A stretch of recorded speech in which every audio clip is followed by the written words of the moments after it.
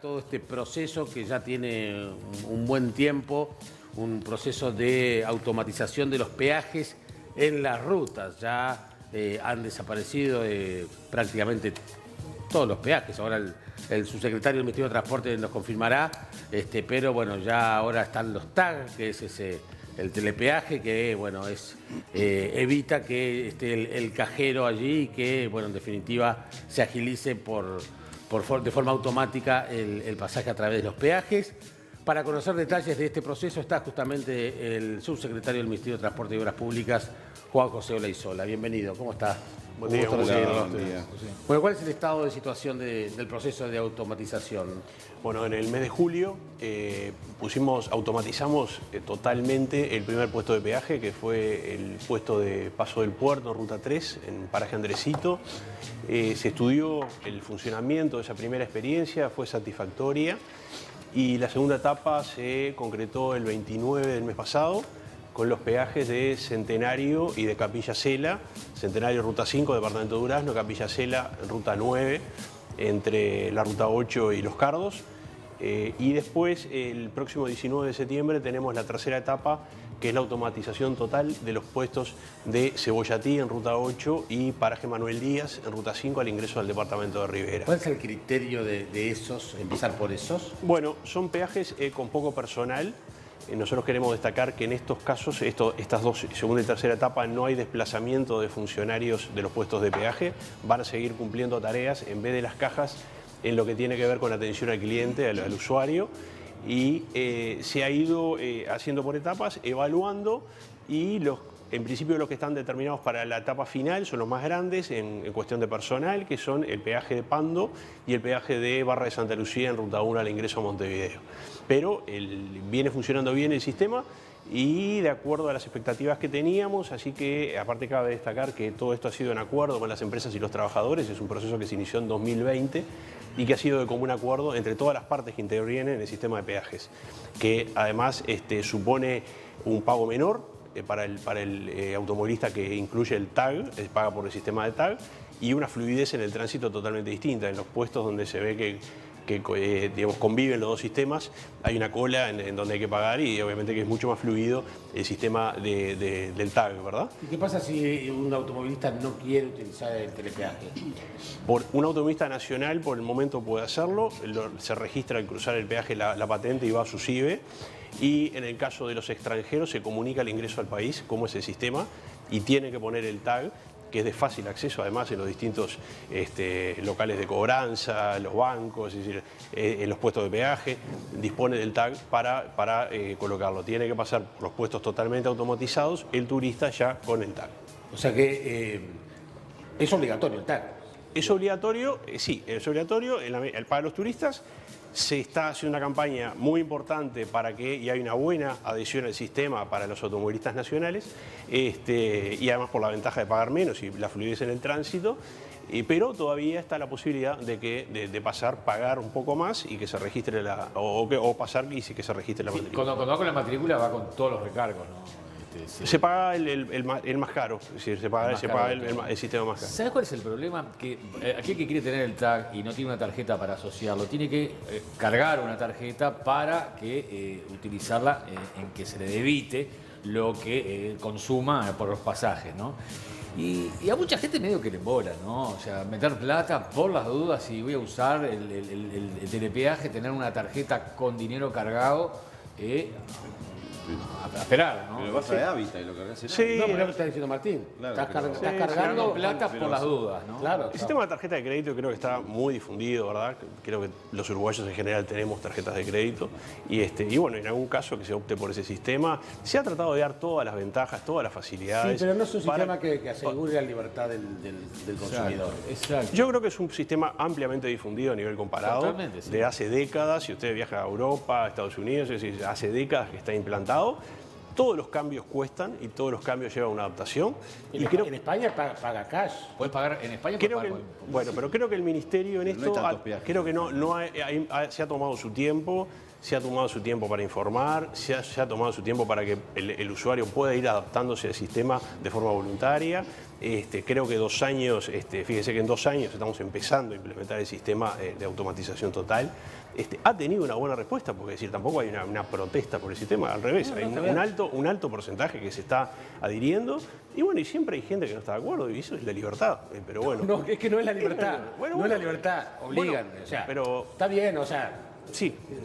siempre el consumidor es el que tiene, es el eslabón más fino. La libertad total es la anarquía, ¿no? Creo que la libertad también tiene que tener ciertos límites. Yo también estoy a favor de la libertad, ¿se imagina? Sí, Absolutamente. pero por eso mismo. Pero los sistemas tienen sus regulaciones y en una sociedad organizada y civilizada, bueno, justamente el ciudadano delega algunas atribuciones para que los gobernantes organicen la sociedad, ¿verdad? Eso de hace... ¿El telepeaje dónde se saca? ¿En los puestos? En los puestos, en los locales de cobranza, a través de los bancos, y bueno, y estamos implementando un sistema para los picos de temporada donde se pueda llegar, que es lo ideal, en los puestos de frontera para los turistas que ya puedan disponer, pero es más complejo de instrumentar, pero bueno, sí, para que no haya un congestionamiento al llegar al primer puesto de peaje de la ruta. ¿Cuándo se llega al 100% de los peajes automáticos? Bueno, lo vamos evaluando por etapas, nos va a agarrar el verano, así que ahí hay una decisión que se va a tomar seguramente previa al verano, de si los puestos que tienen, los que conllevan turismo y que tienen más casetas más cajas hoy habilitadas, se van a hacer antes del verano o van a quedar para posterior a la temporada turística fuerte del verano, donde hay mucho ingreso de extranjeros y donde hay mucha circulación de turistas en las rutas. No, yo creo que hay países como Australia, por ejemplo, donde ya desapareció todo esto y hay cámaras donde cuando uno pasa... No, en Chile, ni siquiera hay peajes. Ni siquiera son los tags. Y hablando de España, no hay tantos peajes. Sí, creo que queda circunscrito a Galicia y a algún lugar más, han ido también desapareciendo. Pero, o sea, pasás y te cobran al final. En el último peaje ahí pones la plata. Eso. O sea, no tenés que estar parando. ¿Se llegará algo así algún día? Porque también eso genera mucha más fluidez. Seguro. Bueno, por eso la idea es que sea más fluido, que sea más barato, que tenga menores costos el sistema. Caro el peaje, ¿eh? Bueno, por eso, pero usted paga bastante más barato si usted adhiere al sistema que si quiere pagar en una caja, es decir, paga bastante más barato. Entonces, esto también es un incentivo a que el automovilista adhiera al sistema, ¿verdad? Porque tiene una ventaja concreta en lo que es el pago del peaje. Una duda. Cuando está la barrera abierta, paga igual, ¿no? Paga, porque lee. ¿En qué situaciones se abre? A veces. Bueno, hay alguna excepción que pueda estar abierta. Claro, estaban las cajas y había algún problema y se levantaban, ahí no pagaban. No sé. No, pero cuando... no había cámara. Estando las cámaras... Claro, ahora sí. Ahora... Sí, registra el pasaje del automóvil y lo pasa. Y además te lo dice, que está pasando. Sí, le lee la matrícula. Olezola, estamos en el techo de peajes, no está previsto instalar más peajes. No está previsto en este periodo instalar más peajes, no está en los planes del Ministerio en este momento instalar más peajes en lo que tiene que ver con el plan de infraestructura que se ha fijado el Gobierno y el Ministerio para este periodo. No está previsto instalar nuevas casetas de peajes, puestos de peaje, no, para nada. La recaudación por los peajes, ¿qué tan importante es en el marco del plan justamente de mantenimiento de ruta, de infraestructura, etcétera? ¿Es un porcentaje relevante, es mínimo, es marginal? No es relevante, pero es un porcentaje, es un dinero que se recauda, que pagamos todos los uruguayos y que tenemos que darle la mejor utilidad. En definitiva, el sistema, cuando nosotros ingresamos al Ministerio, tenía un 30% de la recaudación que se iba en mantenimiento, en aspectos administrativos, en traslado de valores, y con este nuevo sistema se va a bajar bastante este costo administrativo de mantenimiento del sistema de peajes, y además, ya le digo, se tiende a disminuir el pago y además a hacerlo más fluido. Todos recordamos en picos de temporada turística, por ejemplo, en los peajes, tener una cola larga para poder llegar a pagar. Es el clásico móvil de los informativos. El clásico móvil del domingo, en la tardecita, y bueno, y se tiende a disminuir todo eso, y además ya lo hemos visto en la práctica, cómo conviven los dos sistemas y la fluidez y la rapidez y el poder pagar más barato que tiene este sistema nuevo. Solo cambiando de tema, veía el otro día las declaraciones del ministro vinculados al tren de UPM y las diferentes problemas que se han ido enfrentando, que han obligado a cambiar calendarios, inclusive hasta lugares donde se creía que había una situación, por ejemplo, hacer un puente en la zona del Paso Molino, se dieron cuenta que no estaba apto para hacerlo allí. ¿Cuáles son las dificultades que se han enfrentado y cómo viene el proyecto Ferrocarril Central? Las dificultades son muchísimas que se han enfrentado. Más de las esperadas. Muchas más. Ha habido un arduo trabajo de los técnicos. Yo creo que quiero reconocer el trabajo de los técnicos aquí y el trabajo conjunto que ha habido con las distintas intendencias por donde pasa el ferrocarril para ir superando los distintos obstáculos. Se ha superado mucho. También como le digo, va atado a un trabajo denodado de los técnicos nuestros y de las intendencias. Hoy hay algunos problemas puntuales que el ministro refería en el Parlamento días pasados. Tenemos en las interacciones que hay en Montevideo, tenemos 45 pasos a nivel en Montevideo, de los cuales 27 ya han sido resueltos, pero tenemos todavía algunos puntuales donde fueron más complicados. Por ejemplo, Aparicio Saravia, el cruce de Aparicio Saravia, que va a haber un túnel que fue aprobado por la Intendencia. Cada cruce a nivel tiene que ser aprobado por la Intendencia. Y tenemos hoy el principal problema localizado en Ángel Salvo, que es el cruce del viaducto de Montevideo. Allí la Intendencia nos había solicitado un túnel, pero por las condiciones del suelo no va a ser posible. Y hoy están trabajando los técnicos a contrarreloj, buscando una solución alternativa para ese cruce y bueno, esperemos tener en poco tiempo ya la solución para poder instrumentar, porque no va a ser posible hacer el túnel ahí en Ángel Salvo y se está buscando una solución alternativa de ingeniería. Ha habido algún tema también que fue muy notorio en Durazno con el puente histórico que cruza allí.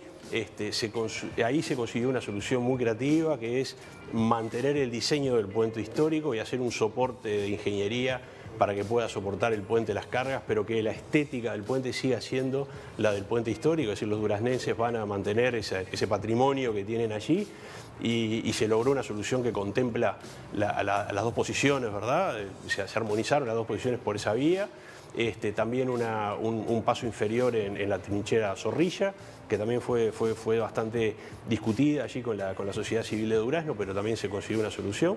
Y le diría que hoy estamos con los últimos pasos a nivel en Montevideo, y bueno, la fecha que está prevista es el 24 de mayo del 23, hoy esa fecha es la del 24 de mayo del 23, y los técnicos están trabajando. ¿Qué sucedería el 24? Es la fecha de finalización de las obras del 23, el 24 de mayo del 23, la finalización de las obras del ferrocarril. ¿Qué habilitaría todo el acceso este? Bueno, eso quedaría terminada la obra. Allí lo que pasa es que algunas de estas soluciones que demoraron más y que aún demoran, como en el caso del viaducto, pueden llegar a atrasar esta fecha. Esperemos que no, que sea muy poco.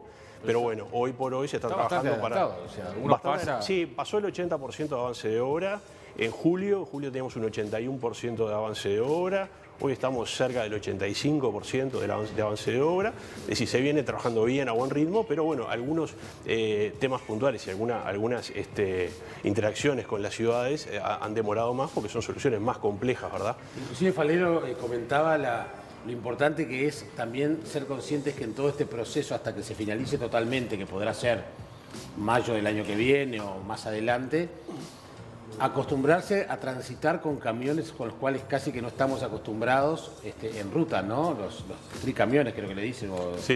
Sí, va a haber la ruta 5 hasta Durazno, donde ya comenzaron las obras de la doble vía, que ya venía con un tránsito recargado. El año que viene va a tener un suplemento con los camiones de UPM que van a empezar trasladando la carga por la ruta.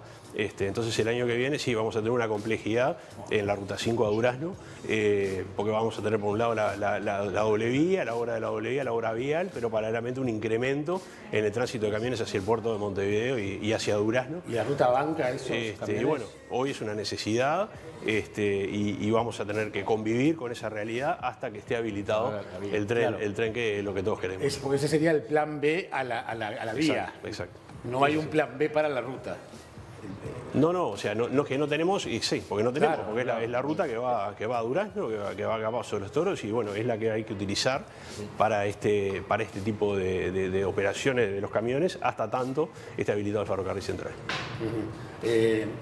¿En costos se mantuvo el presupuesto previsto o también se modificó? No, se aumentó, hubo una adenda al contrato original que se firmó en 2021. Y además, por ejemplo, en el tema de expropiaciones, en principio se habían dicho que iban a estar en el entorno de 256 expropiaciones y estamos ya cerca de las 1000, 980, 81. Es decir, fue totalmente distinto el número que se había previsto originalmente de expropiaciones con las que fueron necesarias para llevar adelante la obra. Es decir, hubo variaciones importantes porque realmente había unas cuantas previsiones que había que haber hecho y que no se hicieron al principio y bueno, que después el avance de la obra obligó a irlas haciendo sobre la marcha. ¿Hubo alguna sorpresa en el proyecto? Porque recordemos que hasta el propio hoy presidente de la República interpeló al ministro de la época, de la administración pasada, por cómo se había desarrollado, firmado el convenio UPM-Uruguay. Ahora que ustedes son gobierno y pudieron acceder a todos esos documentos, ¿hubo algún tipo de sorpresa, de información, de plan, de estrategia que no se había conocido? La obra, me dice usted, de Ferrocarril, claro. Era un proyecto muy ambicioso, que Uruguay no estaba acostumbrado a un proyecto de este tipo y que realmente no tenía en algunos casos no tenía los estudios y las previsiones no eran correctas. Entonces, nosotros agarramos cuando asumimos una obra que ya estaba en marcha, pero que un montón de previsiones no las tenía previstas, no estaban hechas, o algunos cálculos directamente estaban errados, como el cálculo de las expropiaciones, que le digo fueron 4 veces más de las previstas. Entonces, sí, realmente era un problema, cuando nosotros asumimos fue un problema muy grande y que en la medida de la buena voluntad de las partes, de muchísimo trabajo técnico, de mucho trabajo a nivel de las autoridades, también de coordinación con distintos organismos, se pudieron ir superando, pero realmente era un proyecto de mucho porte y con muchas cosas irresueltas o mal resueltas. No, lo que quería preguntar es, una vez que se termine toda esta obra, en cuanto a las fuentes o las pérdidas de fuentes de trabajo. Sí, bueno, una obra de este tipo siempre son obras especialmente grandes que generan muchos puestos de trabajo. Somos conscientes que el año que viene vamos a perder muchas de estas fuentes de trabajo, por eso.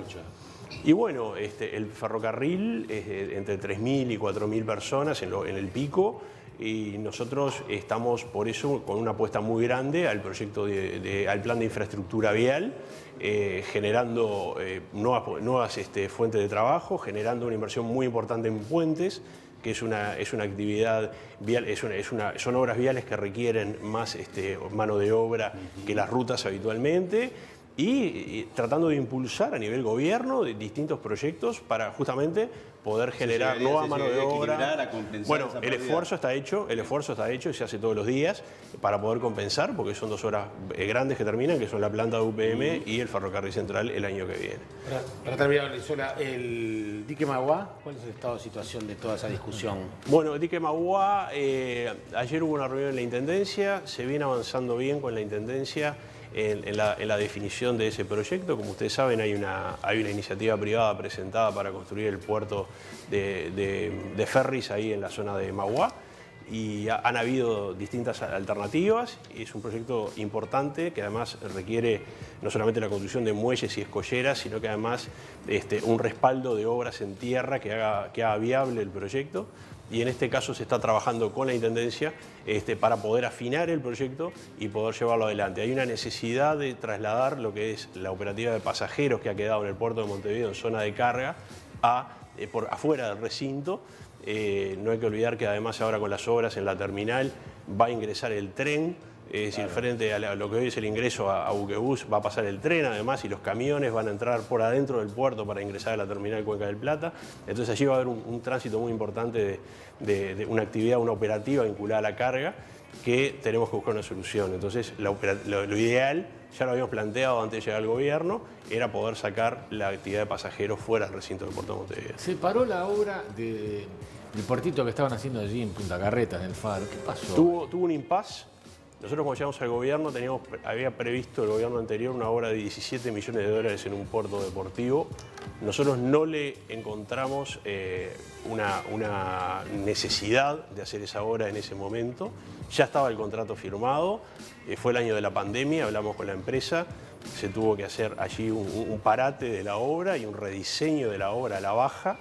La empresa entendió cuál era el planteo que le hacía el ministerio. La idea que tenemos es continuar el año que viene esa obra del puerto de Punta Carretas, pero con un diseño totalmente distinto, mucho menos oneroso para el contribuyente, poder llevar adelante la obra, pero algo mucho más chico, que no tenga el costo que tenía originalmente. Gracias por venir, Lorenzo. Gracias a ustedes. Seguimos con estos temas que sabemos que preocupan a la gente.